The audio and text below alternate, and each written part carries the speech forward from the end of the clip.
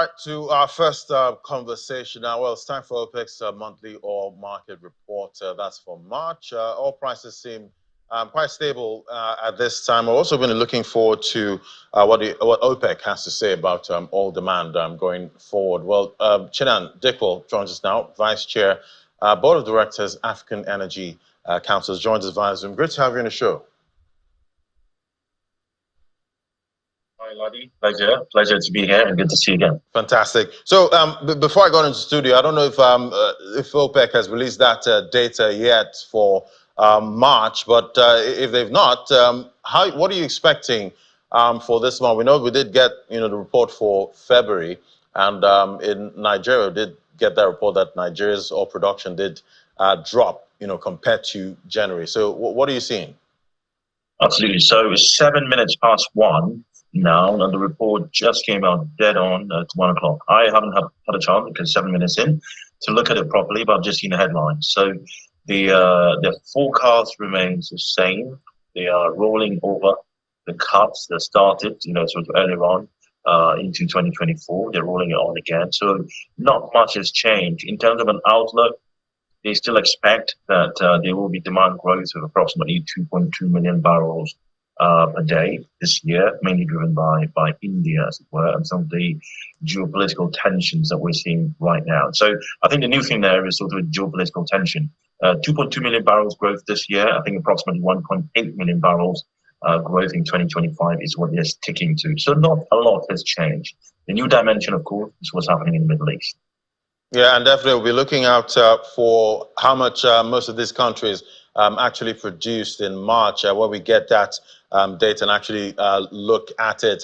But US CPI data, that came in hotter than expected yesterday. We see consumer prices about 0.4% for March and 3.5% over the previous year. And we know how every investor right now wants to know when the US will start cutting rates, but it seems like June is out of the picture at this point. How do you see this impacting the oil market and oil demand going forward? In a very big way, Lani. It's a very big way. Most of us, from a personal standpoint, organizations, all that, are fatigued with the very high interest rates, as you can imagine.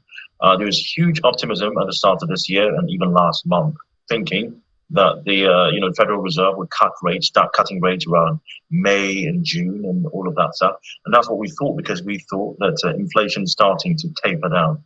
Unfortunately, the CPI numbers that came in yesterday showing that inflation remains very sticky.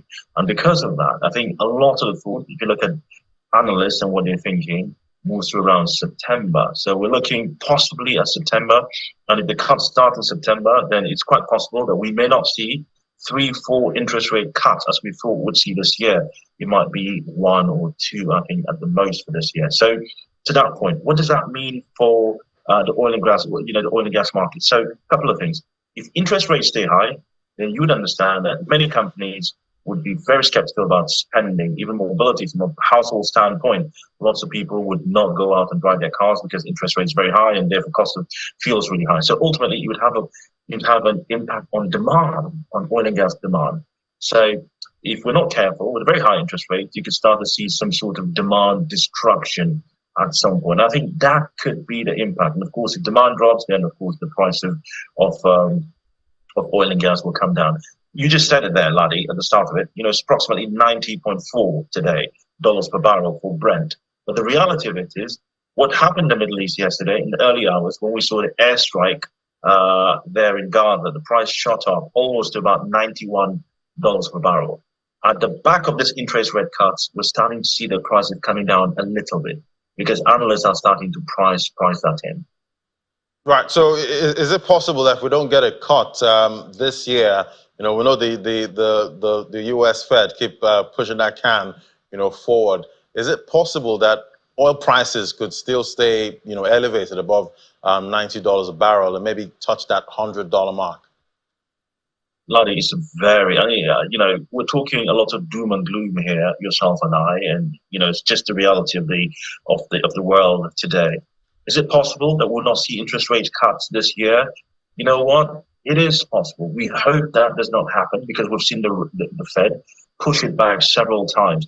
But the reality of it is, if we come to around August and we see that inflation is still sticky, then there's a big chance that the Fed will not cut, to later part of the year, or even not cut at all. Or in fact, worst case scenario, you go back into real quantitative tightening, which would mean starting to increase interest rates again. We're hoping that that's not the case. But either way, whether it's a case of quantitative tightening, QT, or a case of prolonging the interest rates, what that does for the oil and gas market is a case that it affects demand for crude oil.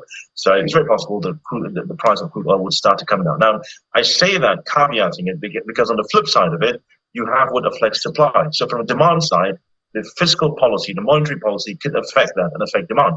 On the supply side, then, are the geopolitical tensions that we're seeing in the Middle East. The war appears to be escalating quite a lot. In fact, right now, there's a huge potential on supply because Iran is threatening to hit Israel at the back of what happened yesterday, the attack on Gaza, where 3 children of the Hamas leader were killed. There's that threat. And if that happens, then you might see that a huge escalation, the conflict happens, and ultimately that would affect the oil price. Right, and definitely escalation at this point means higher oil prices. Absolutely. So if that escalates, I think, so if you think about it, I think from a pure play analytical standpoint, Maddie, when we think about the real factors that affect the oil price, there are a couple of things. One is geopolitical tension. It's by far the biggest variable in our models that affects, the oil price. The second to that then is demand growth. Mainly in the last few years, it was China was driving the demand growth in a very big way. Right now it's India. India is the unicorn. It's the new unicorn we're seeing that's guzzling a lot of this oil, so becoming much more important. So these two factors are really, really important. But I think by far, it's around geopolitical tensions. If Iran undertakes an attack on Israel, bear in mind Iran is an OPEC member. If it undertakes an attack on Israel, the conflict could escalate quite a lot, and that would mean very high oil prices. And you can see that many banks are pricing that in already. Right. Let's look at output now for Nigeria in February. That came in lower. That's according to OPEC. Compared to the month of January. So we see Nigeria did have their own number when it comes to output, and OPEC did release their own about lower than what Nigeria actually did put out at this time. Why do you think we have that kind of disparity between the oil production numbers we're getting from Nigeria and OPEC? Yeah, that is a very complex situation, and it really shouldn't be a place for that. There's huge opacity in our system. There's a huge opacity in our system. And I think that's what's driving this, the disparity you're seeing here. So just to caveat that, OPEC in the month of February, what they had for us was about 1.3 million barrels per day. Now that number, it's not just a pure play number that's based on just international market oil sales. It is international market oil sales, but it's also, sort of secondary numbers from traders and, S&P Global and several organizations that provide that number. So it's a 3-dimensional. They take it from several sources and provide that. There's a lot of fidelity in those numbers. There's a huge amount of fidelity in those numbers, without a doubt. So when you see the Nigerian government put up a number and say 1.5 or 1.6, the real question is, what does that even mean? What has been sold? And honestly, I don't want to comment on these things because, an investigation needs to be undertaken, but it's just very opaque. And it just doesn't make any sense for us to say we're overproducing. Now, and if we are overproducing, where's that delta? I think a bit of a investigation needs to be undertaken before we can make comments on that. Right, definitely looking out for that. But International Energy Agency, we're going to get their oil market report. That's due, I believe, on Friday. What are you expecting? So, Lani, this is a very interesting one, I've got to say. You would realize, you've been covering this for a long time, so you recognize this, that, the IEA and OPEC have, in the last few years, always been in tandem. Their oil price forecasts have been in tandem. Their renewable energy forecasts have been in tandem. Unfortunately, the last, I'd probably say 6 months ago, maybe a year ago, they've started to part. The IEA see peak oil happening before 2030, 2028, to be precise.